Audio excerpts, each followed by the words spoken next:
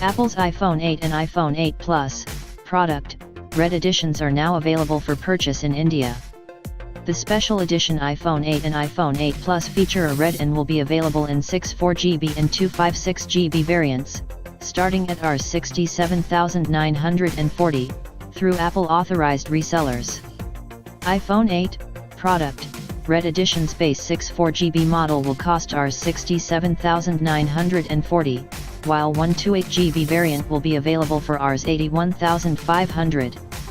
iPhone 8 Plus product, Red edition price in India starts at Rs 77,560 for the 64GB variant, while the 256GB model will cost Rs 91,110.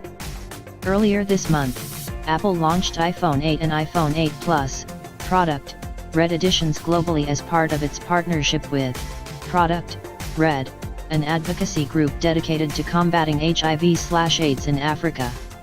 The first countries to receive the smartphones on April 13 were Australia, Canada, China, France, Germany, Hong Kong, Japan, New Zealand, Singapore, South Korea, the UK, and the US.